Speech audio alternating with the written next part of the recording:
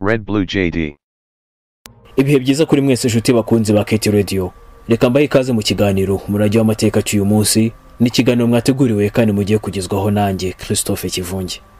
Mu kiganiro cy'uyu munsi tugiye kwibanda cyane ku mitegekere y'u Rwanda kuva mu bihe bya mbere y'ubukoloni, mu gihe cy'ubukoloni ndetse na nyuma y'ubukoloni. Muri kino kiganiro turaba turi kumwe n'umunyamateka Padiri Bernard Muzungu wanditse ibitabo byinshi bivuga ku mateka y'u Rwanda. U Rwanda kimwe nk'ibindi bihugu byo ku mugabane wa Afrika ni igihugu cyategetswe n'abakoloni, ariko mbere yaho cyari igihugu gifite uko kibayeho, gifite uburyo kiyobowe. Muri icyo gihe u Rwanda rukaba rwarayoborwaga n'abami. Nyuma abakoloni baje kwinjira mu Rwanda basa nkaho ari bo bafashe ubutegetsi, nubwo abami bakomeje kugumaho. Nyuma ubwami bwaje gukurwaho, hajyaho za repubulika, nazo zigira uburyo bwazo bwo gutegeka, akenshi bwagiye bunagira ingaruka zitari nziza ku Rwanda, harimo na jenoside yakorewe abatutsi mu mwaka wa 1994. Nkuko tuza kubibona muri kino kiganiro, imitegekere y'u Rwanda akenshi yakunze kugira aho ihurira n'amoko, yaba amoko gakondo y'abanyarwanda ndetse n'amoko azanwa n'abazungu. Ni muri urwo rwego muri kino kiganiro tuza kwibanda ku mitegekere y'u Rwanda, ariko tubihuza n'agaciro abategetsi bariho bagiye baha ubwoko.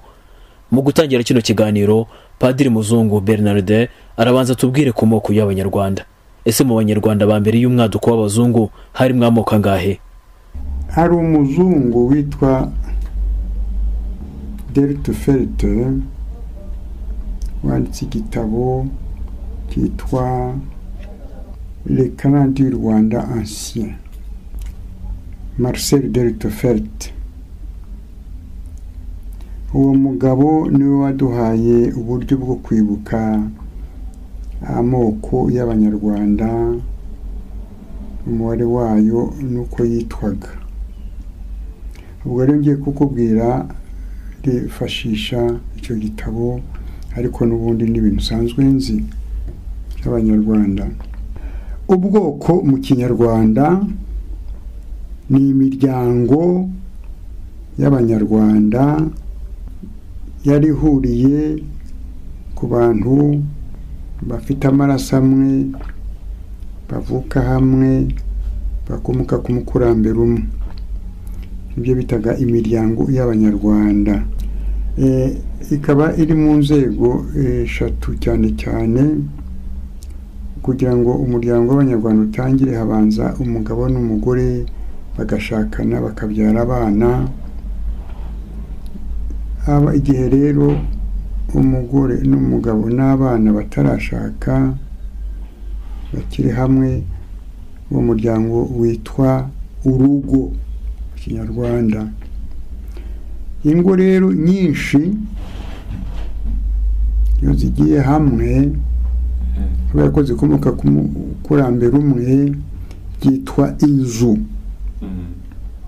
Inzu nyinshi nazo iyo zimaze kuba nyinshi cyane, bashobora kureba umukurambere ziturukaho, umuntu byitirirwa, ibyo bikazaba nibyo byitwa rero ubwoko.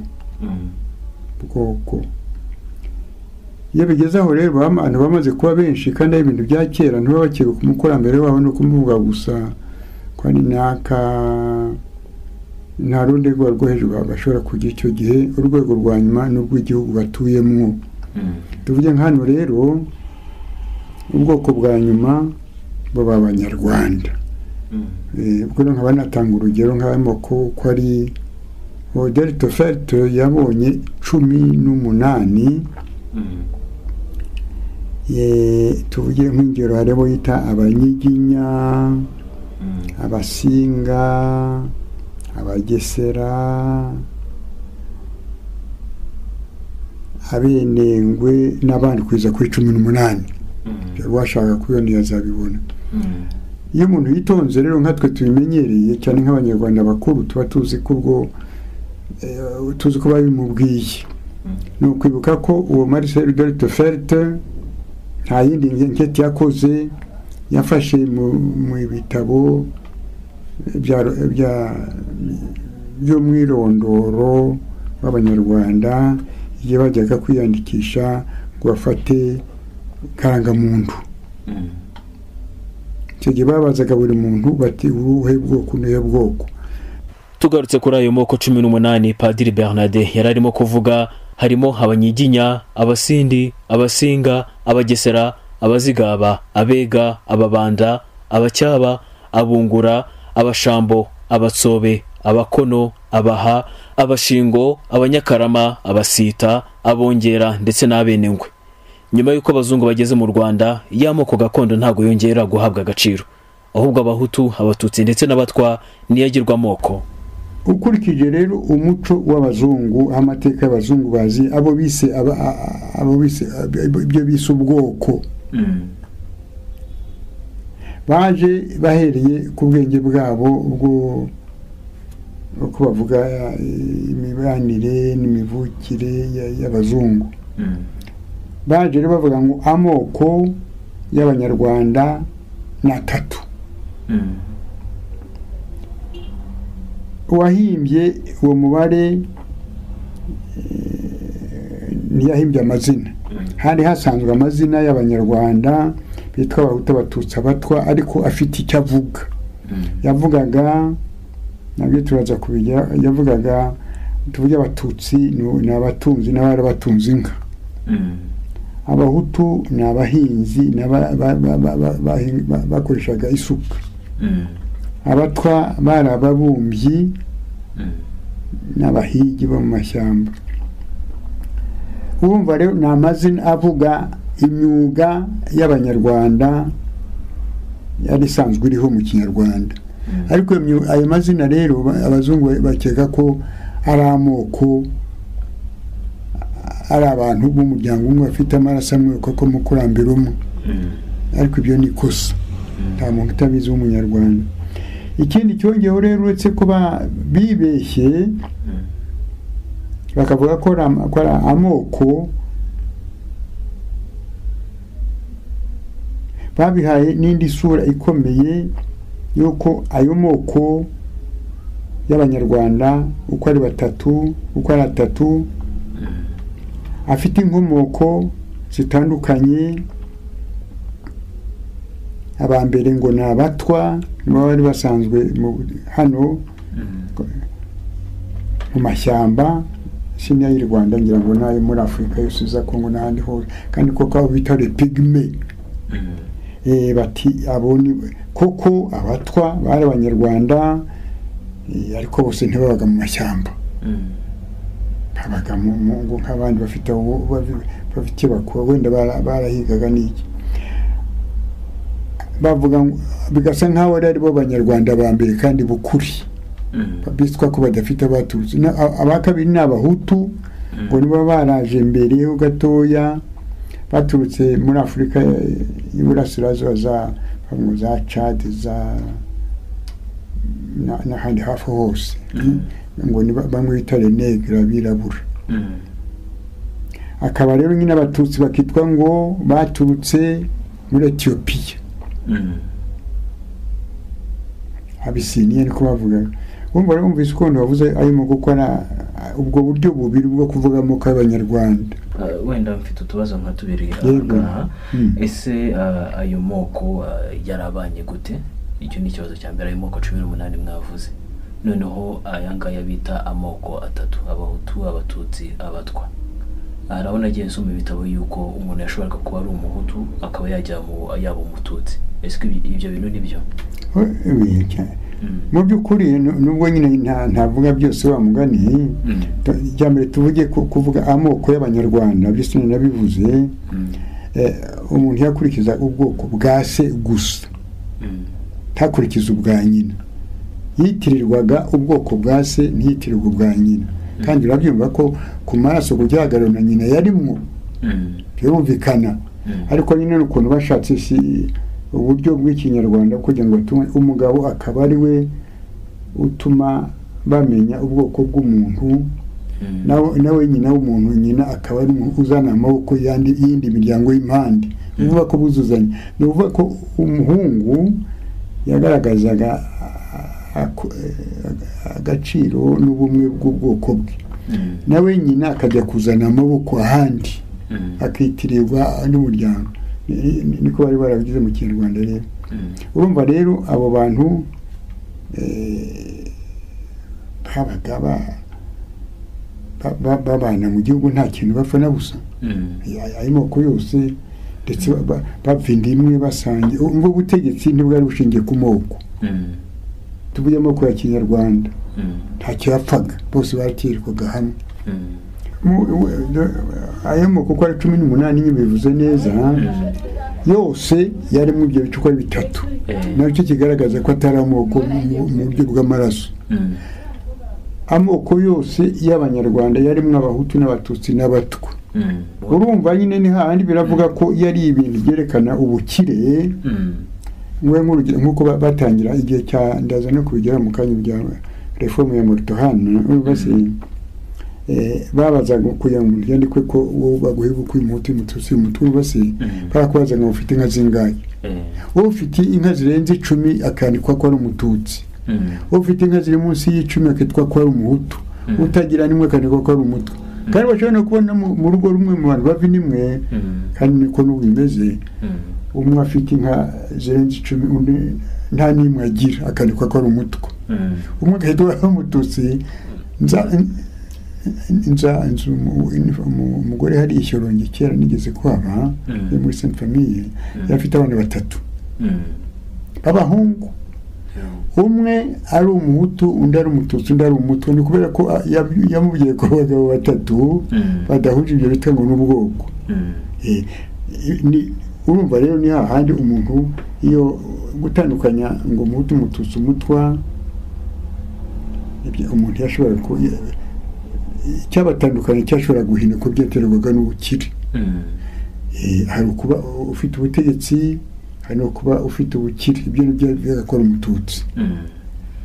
Bivuze rwose n'ibyo umuntu ashobora kuba wari usanzwe ari Umututsi ahinduka Umuhutu, cyangwa se wari Umuhutu agahinduka Umututsi, cyangwa se n'Umutwa. Byo byo guhinduka byashoboka rwose, kuko hari ubukire, ni kuba afite amafaranga, hari uyagira akayabura, undi akayabona. Mu Kinyarwanda byabaye kandi nta n'igitangaza cyane rwose.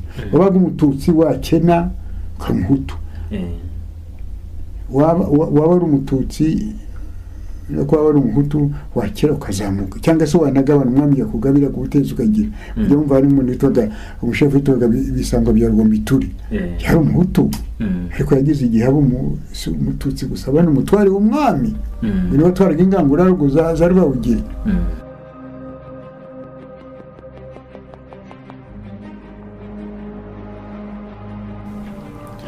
Nyuma yo gusobanukirwa n'amoko 18 gakondo y'Abanyarwanda, inkomoko yayo, ndetse tukanareba icyo Ubututsi, Ubuhutu n'Ubutwa bisobanura mu by'ukuri, reka turebe noneho imitegekere y'Abanyarwanda.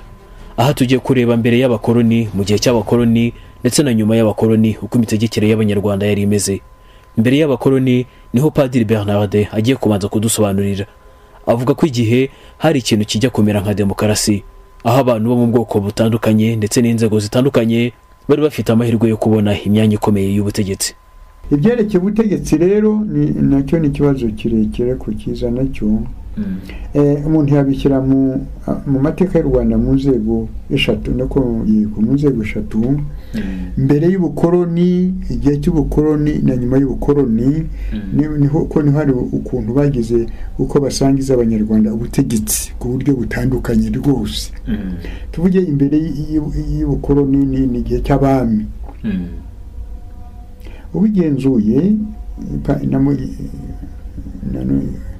ni byiza kugenda muyerekana naho twabisoma hose. Kabadiri Kagame niwe wabyanditse bene ibyo bintu by'ubutegetsi bwa kera bw'igihe cy'ingoma z'abami. Urebye harimo ikintu cy'ubusumbane, kubera ubutegetsi bwari humva habagaho ingoma y'ubwami, hariho umwami n'umugabekazi, bakaba ari bo bima ingoma. Abana babo birumvikana ko ari bo bari hafi babafasha ubutegetsi. Ntabwo byari nka demokarasi yo batora ngo bagire bati. Abakomoka ku mwami ba hafi bumva ari bo baba bafite ubutegetsi bukomeye tuvuye mu gihugu.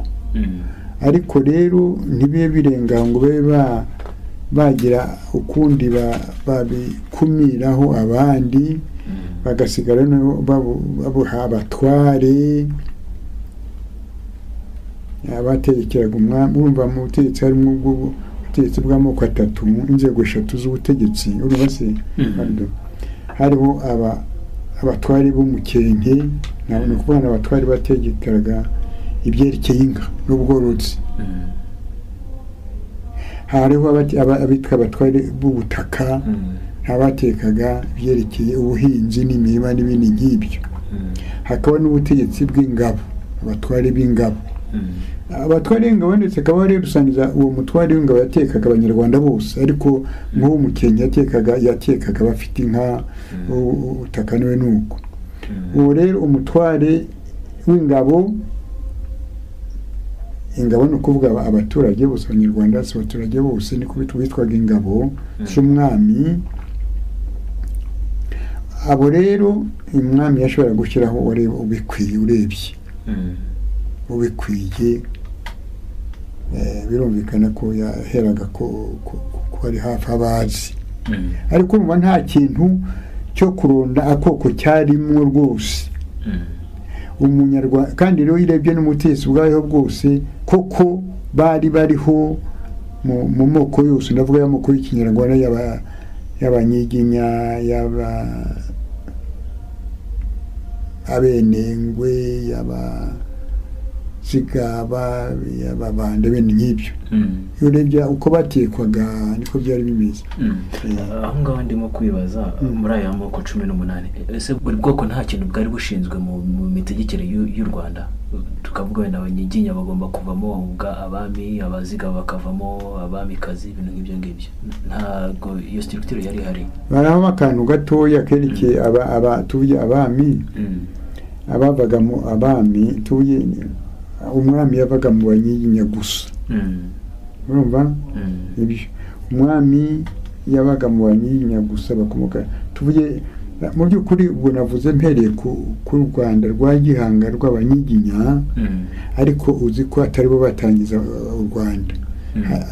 Imbere y'abanyiginya hahoze ibindi bihugu biri kuri ubutaka bwacu, byari bishingiye ku moko nyine. Tuvuge nka turi hari Abongera, Kigali hari Abongera,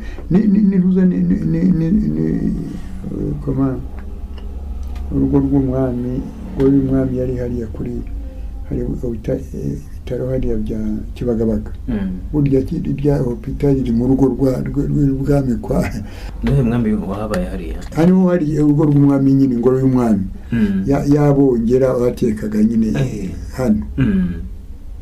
Ariko nashaka kubwira yuko habayeho ibihugu byinshi by'abami hano ku butaka bw'u Rwanda. Tuvuge habaye ingoma y'Abasinga, y'Abanyiginya, hariya Abanda, hariya mu Nduga bategwa Ababanda, hariya ni ukuvuga hari uduhugu twinshi muri aka karere kacu dekwa n'abami dushingiye ku moko yandi nyine y'igisekuru. Ariko ibyo navuga by'ubutegetsi by'uko basomana n'igihe bibaye u Rwanda, kugira ibyari bitaraba u Rwanda. U Rwanda kandi rwatangiranye n'Abanyiginya na Gihanga niwe wabiki wegeranye utwo duhugu twose twari tuti angaha. Kigeli Mukobanya wa mbere niwe wagize ibyo bintu byo gufata utwo duhugu katunesha kadushyira mu gihugu kimwe. Mbere bya na Gihanga gitangira abaretse bakajya bamuyoboka, ariko bataretse guteka uduhugu twabo.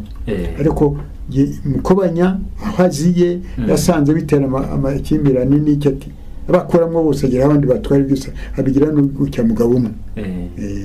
Icyo gihe rero nyine kuba ukuntu batekanaga mbere, icyo gihe umwami tuvuga ubutegetsi bwa mbere rero mbere y'Abanyiginya mbere y'Abazungu, hari umwami n'umugabekazi. Umwami akaba atuka mu Banyiginya gusa, kandi akabyarwa umwami yabyaraga undi umwami, niko byagendaga. Ntawabaga impande, kandi iteka yasimurwa n'umwe mu bana be. Ariko umugabekazi ni ukuvuga ubimana ingoma, ndetse mu gikuni wari ukomeye cyane. Umugabekazi yabaga afite ubwoko butari Abanyiginya aturukamo. Ntabwo umugabekazi yabaga Umunyiginya. Abamwami n'umwamikazi ntibava mu bwoko bumwe. Abavaga ari amoko rero yandi y'Abanyarwanda bitaga ibibanda, bakavamwo abamikazi. Ibyo bibanda rero byagiye bisimuna, tuvuge nka bwa mbere ubwoko bwa mbere bagize abagabekazi 10 ndetse basanga bakurikirana barabasinga cyangwa abasinga bagize abagabekazi 10 muri babandi ba mbere bageze ku ngoma ya Ruganzu Bwimba hari umuntu witwaga Nkurukumbi ngo yanze gutabara bavuga ko yagize ati noneho batuma baca abasinga kazi bose ku ngoma nta musinga kuzongera ku mugabekazi noneho basimburwa abega nabo ngubu kugeza muri abanyuma nabo bamaze kugira abagabekazi 10 urebye rero abo ngabo begereye bwa minute tuvuga hari n'abandi ariko bake bagiye bazamo tuvuge nk'abagesera harimo bagiye babamwo n'abahabarimwo ngira ngo abitwa ibibanda ariko abenshi ni babaye abo ngabo cyane cyane abasingakazi n'abegakazi n'abandi hari imiryango 3 tuvuge nk'abambere nyina wa Gihanga yari umuzigabakazi haje n'abandi bagiye bamwe ariko tuvuge harimo ibibanda nyine bavuga ubutegetsi bwari mu bami b'abanyarwanda ariko harimo nyine abagabekazi baba mu yindi miryango bwari uburyo mbese bujya kuganisha muri demokarasi butuma ubutegetsi busangirwa n'indi miryango yose twavuga ari ukuntu ubutegetsi navuga ko bari babusangiye umwami tujye nk'abategetsi b'ingabo urumva abategetsi b'umukenke urebye barabo bitaga nyine abatutsi bugenzuye hari aka kantu kandi abategetsi b'ubutaka barabahutu ariko bateka abantu bose urabyumva ntibatega abahutu gusa batega abanyarwanda bose ab'ingabo rero umwami yashoranye ingabo bishoboye n'intwari n'ikibindi nk'ibyo byarabishingiye no ku matorero n'uw'intore w'ikibindi nk'ibyo w'intwari cyane bakaba ari bagira no guteka n'abandi urumva rero harimo ikintu cya demokarasi kera kitari ko ntavuga kurondera n'ibyari ntabwo yari demokarasi nk'ibyo bavuga ngo bagiye gutora batoraga umwami ntibamutoraga yabaga afite uko yimitswe ngo bavuga ngo yimitswe n'Imana ibintu nk'ibyo ngo ko ubutegetsi bwari bumeze kera busa nkaho bwarishyaga ariko bushingiye ku mibereye y'ubutegetsi buva ku mwami no kuba mukomokaho n'abantu bose babishoboye nyuma y'ubutegetsi bwa cyami haza igihe cy'abakoloni aha niho hatangira kuboneka ubusumbane n'ivangura binakomeza mu gihe cy'ubutegetsi bwa Kayibanda na Habyarimana urwego igihe cya kabiri n'igihe cy'ubukoloni ho byahindutse abukoloni ho buziye haje ikintu cyo gusumana giteye isoni urumva nyine abazungu baje bashaka ababafasha guteka abirabura bitabavunishije cyane ndetse bifashisha abapadiri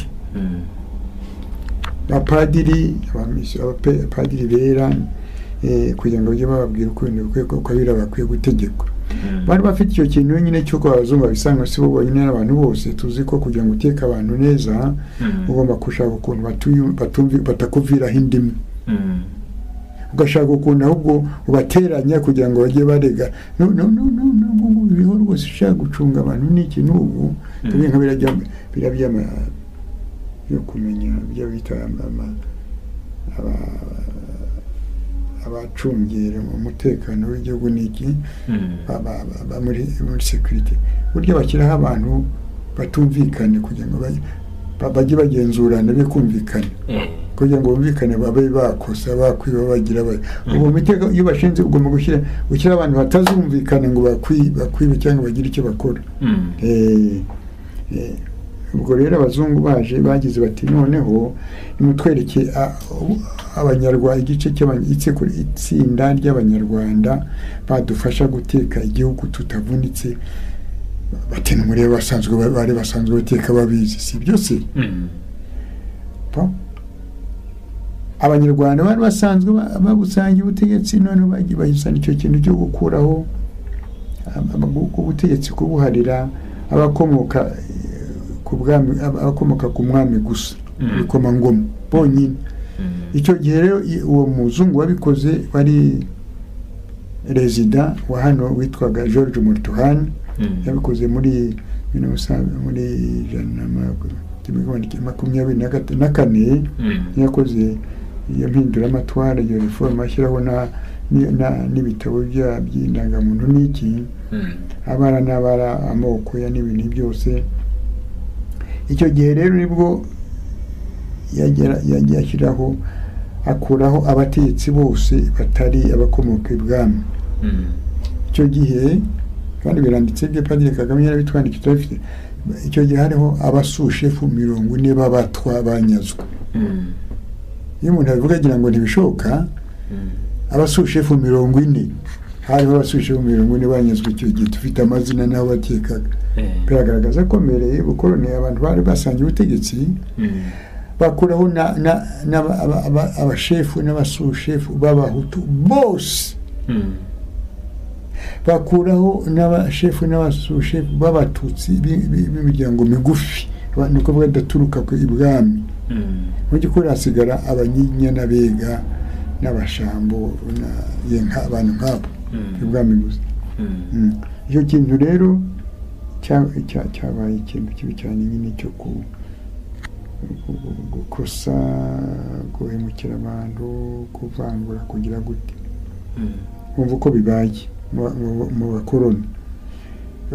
Nyuma rero y'ubukoroni igihe rero cy'ubutegetsi bw'abazungu bw'abakoroni bugeze ku marembera abari barakonejwe bose bashakaga ubwigenge ngo muri ya myaka ya 50 bene nk'ibyo bazamura. Hariho abarabifashe imbere nk'aba muri Liberia ariko no muri Afurika y'Epfo ariko tuvuge iyo mihindukire y'ubutegetsi bakuraho abakoroni bashaka ko ibihugu byose byakonejwe bitekwa n'abenegihugu cyane cyane Afurika. Urwo Rwanda ari icyo gihe narwo rwagiye mu mudiho w'ibyo bibazo bashaka yuko u Rwanda rwakwitegeka. Icyo gihe ari ku ngoma y'umwami ingoma no kuvuga umwami wari icyo gihe umunyarwanda yari Rudahigwa. Icyo gihe Rudahigwa nawe rero yitabira ibyo bitekerezo byo gushaka ubwigenge. Urumva n'abatware benshi baramukurikiza ndetse hatangira n'amashyaka ya politiki yitwa ya UNAR yarahaguruka ishaka ubwigenge.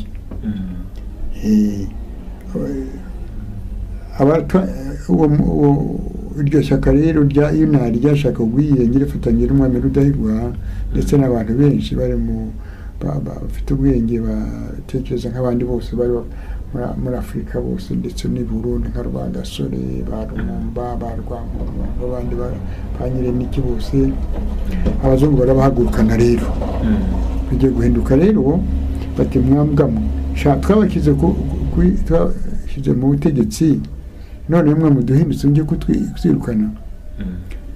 Ni abategetsi rero babitangije ariko noneho byitirirwa abatutsi bose ngo abatutsi birukanye abazungu ni babi ubwo bahindutse rero. Noneho babwira abahutu bati dore mwebwe abatutsi barabaryamiye bakora ku butegetsi babagira abacakara bagira abaja none nimwebwe muze tuha ubutegetsi. Bashinga ishyaka rya Parmehutu bari Hakayibanda. Amashyaka rero abaye ayo Runari na Rudahigwa ariko umenye icyo gihe biza kwitira abazungu rero baza guhindura intwaro rero babyitira ko abatutsi babirukanye ko abahutu nabo barahinduye rero babandi bari barirukanye bavuze ngo ndibicucu abahutu nibo bakize ku ngoma. Abatutsi noneho bagiye bakuyemo bose nubwo hereje witwaga Logiste waje kuba rezida special hano mu Rwanda kugira ngo akureho iyo mpinduka.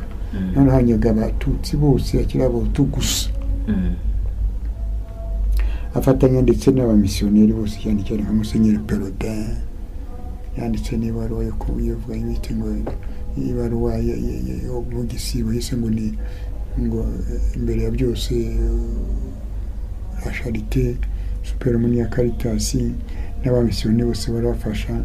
Ni ukuvuga ari icyo gihe aho abazungu bahindukiye ubutegetsi barabihindura babuha abahutu gusa.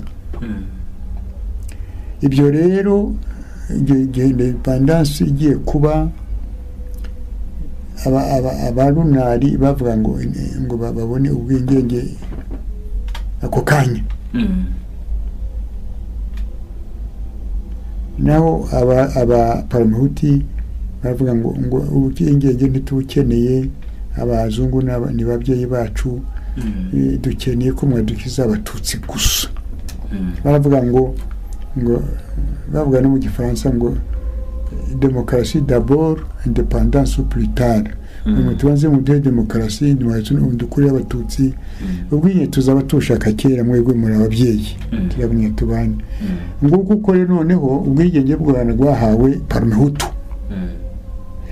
Ngaho rero hone ubutegetsi bugiye kuzana muri za repubulika ya mbere ya Kayibanda ndetse n'iya Habyarimana, bijya muri iyo nzira rero yuko ubutegetsi bukwiye guhabwa ubwoko bumwe bw'abahutu. Ndetse no bemeza ko na y'amoko ya kera abanyarwanda barayibagiza, bavuga ko ubwoko bw'ukuri ari bwo bw'abazungu, bw'abahutu, abatutsi, abatwa.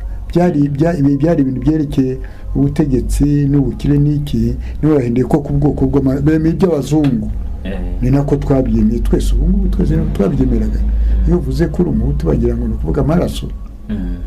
Ntibareba ko niyo nyoko y'umuhutukazi nako y'umututsikazi isa ari umuhutu, bavuga ko uri umuhutu nakundi. Hanyuma rero gumva gihe za repubulika za mbere zombi bigiye muri icyo gice cy'ubukoroni mu by'ukuri.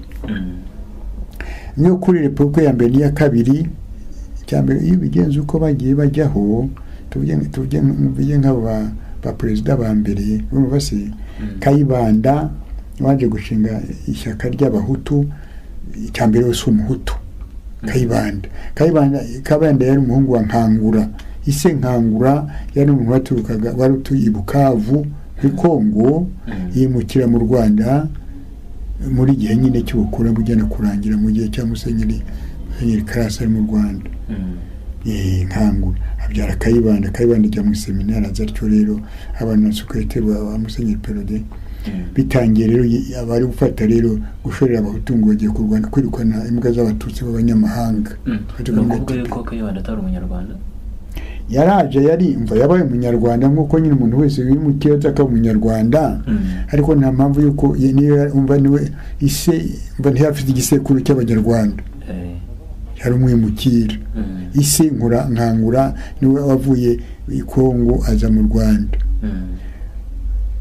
Urumva kera ntibandika ngo bamuhaye ubwoko, niba umuntu yazaga atura akaba umunyarwanda nyine simpakana n'umwimukira simirwane, ariko nta mpamvu yuko yava afite nta gisekuru agira cy'ikongo cya kure, nagera hano mu Rwanda aze kujya yifate mu gahanga abarwanira abahutu arwanya abatutsi yasanzaho.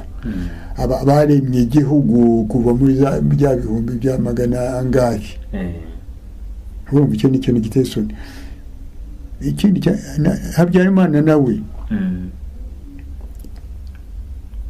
Habyarimana nawe ise Bazimya nawe yari umunyekongo.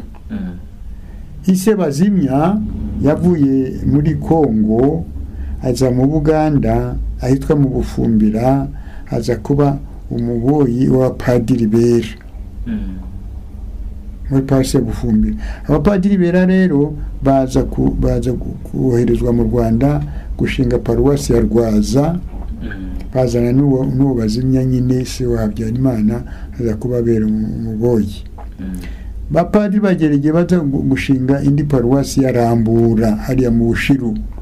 Nanone bazana na wa muntu azanye n'abafasha, ndetse hageze abanakateshize Habyarimana, nguko Habyarimana nawe rero avukiye mu Rwanda. Simuhakaniye ariko nabimukira ibyo ari byo byose. Ntamara yuko baza kuvuga ngo abantu basanze hano tujya abatutsi bari bahari baje bubatse iki gihugu cy'u Rwanda kuva kuri rya ngoma ijana ku myaka 970 niho gihanga yimye ingoma mu Rwanda nabo bakurikiye kuba ari bo baza kuvuga ngo mwe ntimuranyarwanda muri Ethiopia muri amyanga mugende naho wa muhungu akavuga ngo babacishe mu nzira y'ubusamo ya Nyabarongo ko ari ibintu biteye isoni n'akabije. Habyarimana nawe rero Musenyeri Mugira umwami mbese tuvuge nkuko naravuze Kayibanda yabaye no bamuhaye n'icyaga n'icyo ariko yabaye no kubanye no kumukana wa Perode abandetse mu kinyamateka zamukarya. Habyarimana nawe umva se rero yari umuboyi abantu umwarimu cyangwa mukuru we n'amafasha wa padiri. Igihe rero Habyarimana Mariya kuba agahungu gakuze bigira umwami wa Musenyeri ngo amujyana aramufata mu modoka amujyana Kabwe mushyira mu seminari agira ati umwana w'umukozi wanjye azagemerewe ndazabe na padiri. Habyarimana ahamara ngira ngo imyaka 2 mu seminari Kabgayi aramwirukana sinzi icyo bamujijije. Bigira umwami arongera amufata amujyana i Kongo muri koleji y'Abarnabite bagira hari Bukavu amushyira yamusabira ishuri. Urumvise ngo Habyarimana arahavanditse aragenda komeza azajya muri Yovani mu University Kinshasa akomeza cyavuye aragaruka mu gisirikare atyo. Ariko urumva bombi ari Kayibanda ni Habyarimana bafashijwe n'abasenyeri b'Abanyarwanda. Kayibanda akura yanga ibyo azakora murabizi amateka yo kwa ibyo yakoze byose murabizi. Habyarimana yatangiye avuga neza ndetse Bigira umwami yamubereye imfuri barabanye neza ni nawe namuhambye. Kayibanda Bigira umwami ashaje ni Habyarimana bamuhambishije akora atangana na konji munsi igihugu cyose. Nyuma yaje guhinduka bibaye nabi ariko urumva icyo nshaka kuvuga nuko abo bagabo bombi ubutegetsi bwabo uretse kuba buhariye abahutu gusa yageze n'igihe bavuga ko abatutsi atari Abanyarwanda kandi bakwiye gupfa. Nibyo byaje kubyaga jenoside amaherezo. Ngo ko ubutegetsi babusangiye urumva ko uko babwihariye. Nyuma ya jenoside yakorewe abatutsi hajyaho ubutegetsi butandukanye cyane n'ubwo ari bwabanje nkuko Padiri Bernard abivuga bwari ubutegetsi bwaje bukosora amakosa y'abakoloni ndetse n'amakosa ya Repubulika zikurikiraho. Ubutegetsi bwa Repubulika za mbere zombi ni ubutegetsi bwakizweho n'abazungu n'abakoloni. Uko byarangije na jenoside.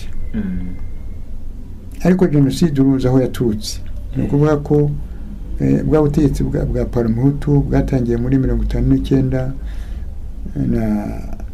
na logiste gukuraho abatutsi n'abiruka bamwe bapfa abandi bahunga. Haje kubaho nyine impunzi z'abatutsi benshi. Byageze igihe rero Abanyarwanda b'impunzi bananirwa by'ubuhunzi bashaka gutaha. Basaba rero uko bataha mu mahoro birananirana. Bimaze kunanirana rero nibwo bibwiye bati byaburiye mu maboko tugiye gushyira mu mudiho bugafasha intwaro. Bibaho impunzi yabungira girasaba ko zikwiye gutaha bigira bite biranga. Nibwo bongeye gutangira irindi cyakaronya ry'inkotanyi.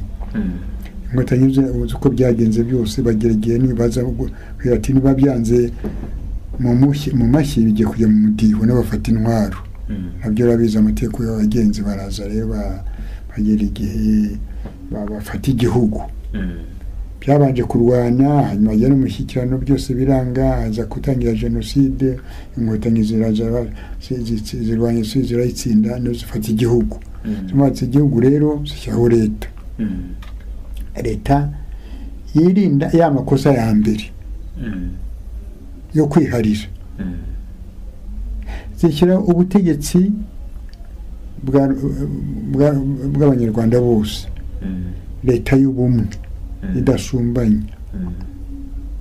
Birinda kongera gutonesha no kugira guti.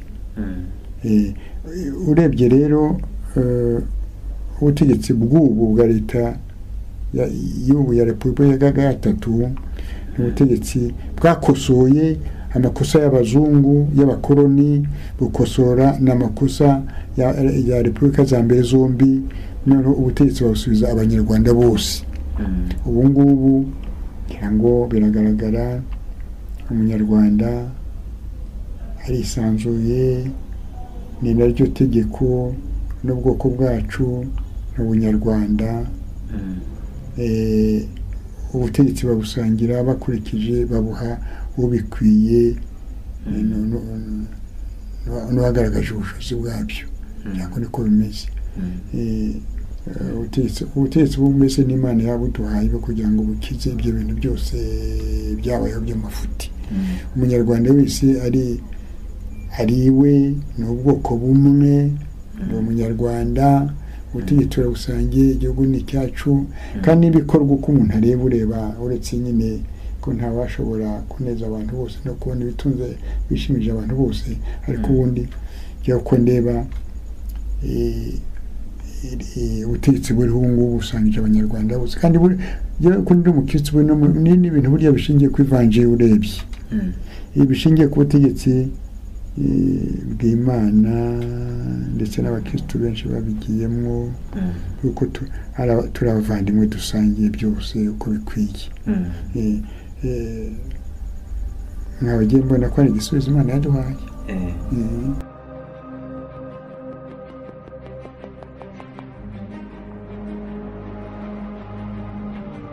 Nshuti bakunzi ba Keti Radio, tugeze ku musozo w'ikiganiro umurage w'amateka cyacu cy'uyu munsi. Ni ikiganiro kibanze ku mitegekere y'u Rwanda kuva mu bihe bya mbere y'abakoloni, mu gihe cy'abakoloni ndetse na nyuma y'abakoloni. Ni ikiganiro twagiranaga na Padiri Muzungu Bernardin, umuhanga ndetse akaba n'umwanditsi w'amateka y'u Rwanda. Njyewe rero wakibateguriye kandi ukibagejejeho nkaba ndi Christophe Kivunge. Mukomeze kunogerwa na gahunda Keti Radio irimo kubagezaho. Red Blue JD. Batarashaka bakiri hamwe mu muryango witwa urugo mu Kinyarwanda. Ingo rero nyinshi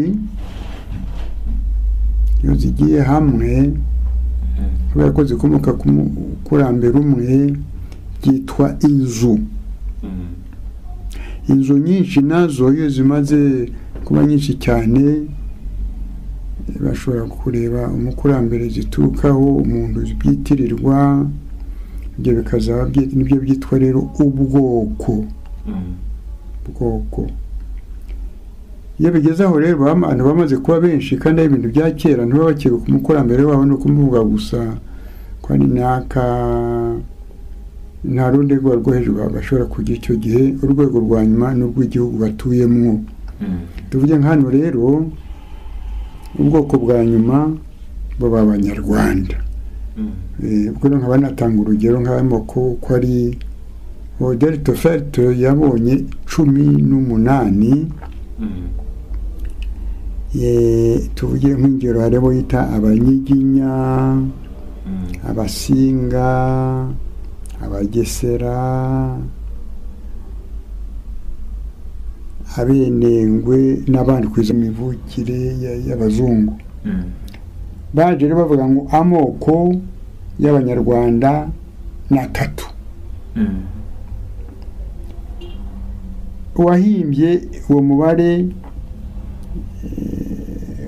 ntiyahimbye amazina hari hasanzwe amazina y'abanyarwanda bitwa abahutu abatutsi abatwa ariko afite icyo avuga yavugaga nabyo turaza kubijya yavugaga tuvuge abatutsi ni abatunzi n'abari batunze inka abahutu ni abahinzi bakoreshaga isuka abatwa bari ababumbyi n'abahigi bo mu mashyamba urumva rero ni amazina avuga imyuga y'abanyarwanda yari isanzwe iriho mu Kinyarwanda ariko ayo mazina rero abazungu bakeka ko ari amoko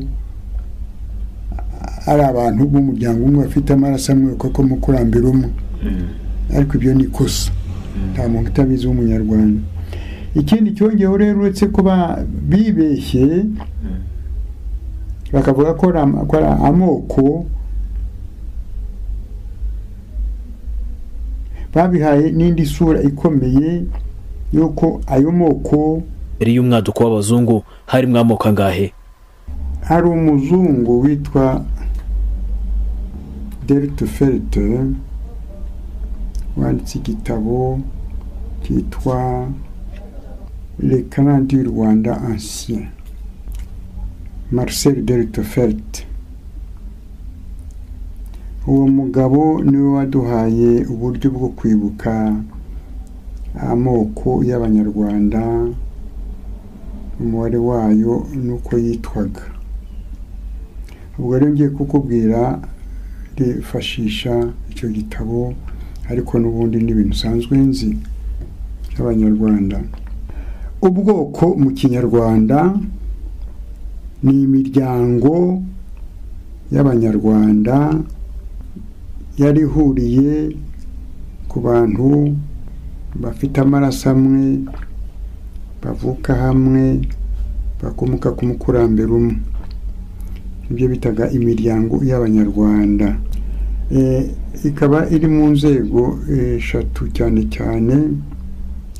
Kugira ngo umuryango w'Abanyarwanda utangire, habanza umugabo n'umugore bagashakana bakabyara abana. Igihe rero umugore n'umugabo n'abana. Red Blue JD. Ibihe byiza kuri mwese nshuti bakunzi ba Keti Radio. Reka mbaye ikaze mu kiganiro umurage w'amateka cy'uyu munsi, ni ikiganiro mwateguriwe kandi mugiye kugezwaho nanjye Christophe Kivungi. Mu kiganiro cy'uyu munsi tugiye kwibanda cyane ku mitegekere y'u Rwanda kuva mu bihe bya mbere y'ubukoloni, mu gihe cy'ubukoloni ndetse na nyuma y'ubukoloni. Muri kino kiganiro turaba turi kumwe n'umunyamateka Padiri Bernard Muzungu wanditse ibitabo byinshi bivuga ku mateka y'u Rwanda. U Rwanda kimwe nk'ibindi bihugu byo ku mugabane wa Afurika ni igihugu cyategetswe n'abakoloni, ariko mbere yaho cyari igihugu gifite uko kibayeho, gifite uburyo kiyobowe. Muri icyo gihe u Rwanda rukaba rwarayoborwaga n'abami. Nyuma abakoloni baje kwinjira mu Rwanda basa nkaho ari bo bafashe ubutegetsi, nubwo abami bakomeje kugumaho. Nyuma ubwami bwaje gukurwaho, hajyaho za repubulika, nazo zigira uburyo bwazo bwo gutegeka, akenshi bwagiye bunagira ingaruka zitari nziza ku Rwanda, harimo na jenoside yakorewe abatutsi mu mwaka w'1994. Nkuko tuza kubibona muri kino kiganiro, imitegekere y'u Rwanda akenshi yakunze kugira aho ihurira n'amoko, yaba amoko gakondo y'Abanyarwanda ndetse n'amoko azanwa n'abazungu. Ni muri urwo rwego muri kino kiganiro tuza kwibanda ku mitegekere y'u Rwanda, ariko tubihuza n'agaciro abategetsi bariho bagiye baha ubwoko. Mu gutangira kino kiganiro, Padiri Muzungu Bernard arabanza tubwire ku moko y'Abanyarwanda. Ese mu Banyarwanda bambere ku 18 washaka kuyoni yazabibona.